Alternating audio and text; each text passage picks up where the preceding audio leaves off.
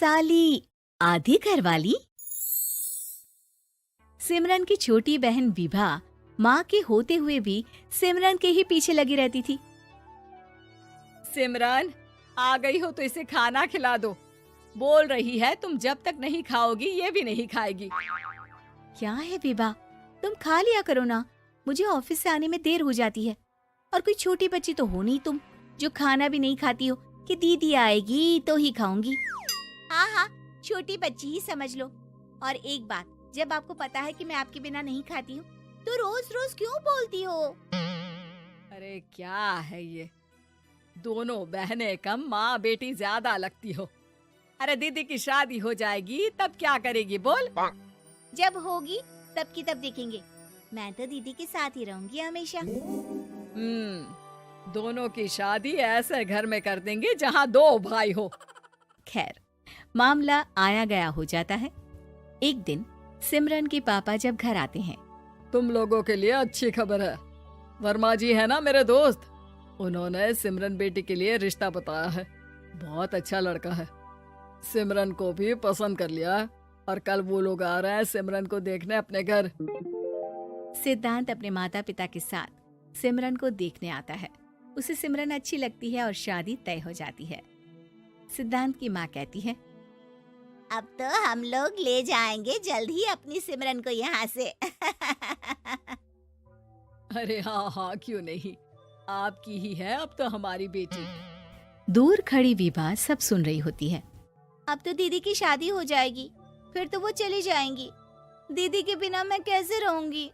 कुछ न कुछ तो करना ही होगा जिससे दीदी की शादी ही ना हो। सभी के जाने के बाद क्या शादी के बाद दीदी हम लोगों के साथ नहीं रहेंगी? अरे नहीं तो फिर क्यों रहेगी, शादी हो जाएगी तो अपने घर चली जाएगी ना। तो मैं भी जाऊंगी उनके साथ, मेरा भी सामान पैक कर देना। अरे कैसे बात कर रही हो विभा, दीदी के ससुराल छोटी बहन नहीं जाती।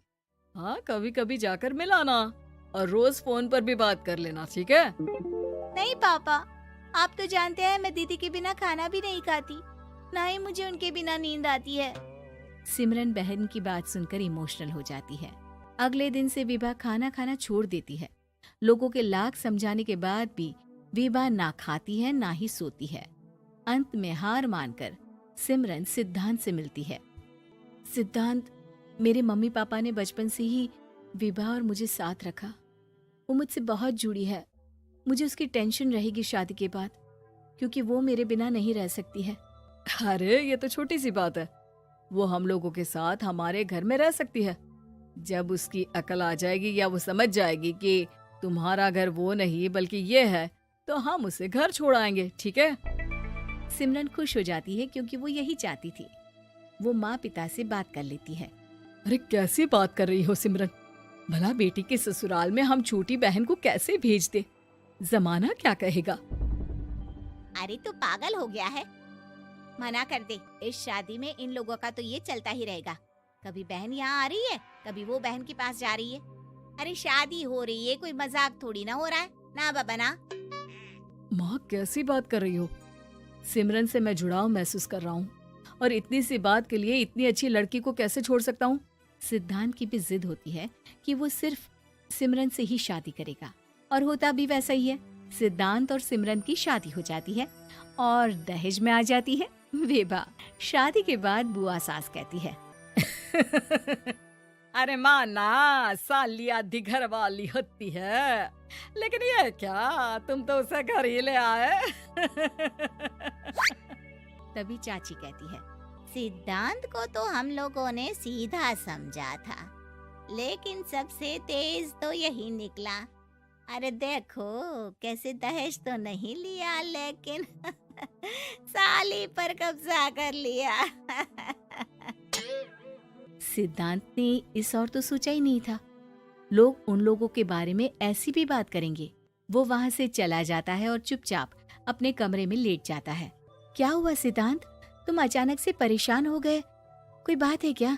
अरे नहीं नहीं, वो थक गया था ना, शादी की सारी तैयारी और रस्मों के बीच, सोच रहा हूँ थोड़ा आराम कर लूं। हाँ ठीक है, आप लेट जाइए, मैं विभा का बेड लगा देती हूँ जमीन पर। क्या? वो यहाँ सोएगी? हाँ, बताया तो था कि उसे नींद नहीं आती मेरे बिना। तो तुम आराम से लेटो ऊपर, हम लोग नीचे बिछा लेते हैं। अरे नहीं नहीं, तुम दोनों आराम से लेटो ऊपर, मैं माँ पापा के रूम में जा रहा हूँ। सिद्धांत वहाँ से दूसरे कमरे में चला जाता है, जहाँ सिद्धांत के पिता उससे कहते हैं, क्या बात है बेटा, तू उस कमरे में क्यों नहीं सो रहा? बहू से लड़ाई हो गई है क्या शादी के पहले दिन ही? अब नहीं पापा, वो दोनों बहनों को बात करनी थी और मुझे नींद आ रही है, तो मैं यहाँ सोने चला आया। अगले दिन सिद्धांत तैयार होकर ऑफिस जाता है। ऑफिस में लंच के वक्त दोस्त कहता है, क्या बात है सिद्धांत, इतना सारा खाना एक ही दिन में? हाँ यार, वो सिमरन को खाना बनाने का शौक है तो उसी ने बनाया है। यार हम लोगों की तो सिर्फ एक ही बीवी है, इसकी तो दो है ना। सिद्धांत को गुस्सा आ जाता है। कैसी बात कर रहा है तू? अरे तू तो भाग्यशाली है जो बीवी के साथ साथ साली भी आ गई। अरे साली लोगों की तो आधी घरवाली होती है, तुझे तो पूरी की पूरी मिल गई। सिद्धांत का पारा अब 7वें आसमान में पहुंच जाता है। वो खड़ा होकर उस लड़के से लड़ने लगता है। हाँ, मेरी शादी में मेरी बीवी के साथ मेरी साली भी आई है, ये सच है, लेकिन सिर्फ कुछ समय के लिए, क्योंकि उसने सिमरन को बचपन से ही माँ की तरह देखा और यूं अचानक वो सिमरन से अलग नहीं रह सकती थी। इसलिए सोचो, अगर मेरी बीवी उसके लिए माँ का स्थान रखती है तो मेरा दर्जा क्या हुआ? तभी वहाँ बॉस आ जाता है।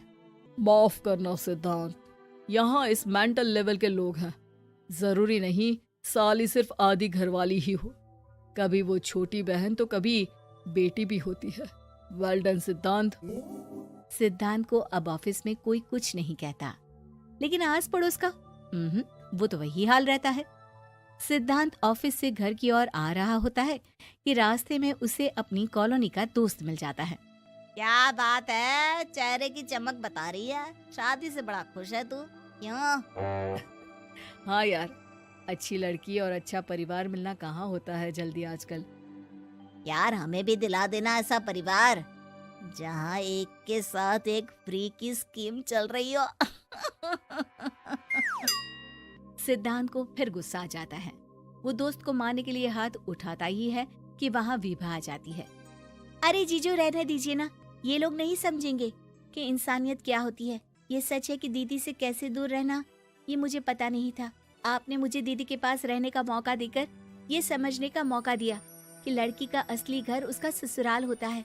मैं समझ चुकी हूँ, मैं जा रही हूँ जीजू, लेकिन मैं खुश हूँ कि आपने मुझे अपनी छोटी बहन समझा। सभी उन लोगों को देखकर ताली बजाने लगते हैं। विभा अपने घर चली जाती है और सिद्धांत खुशी खुशी सिमरन के साथ रहने लगता है।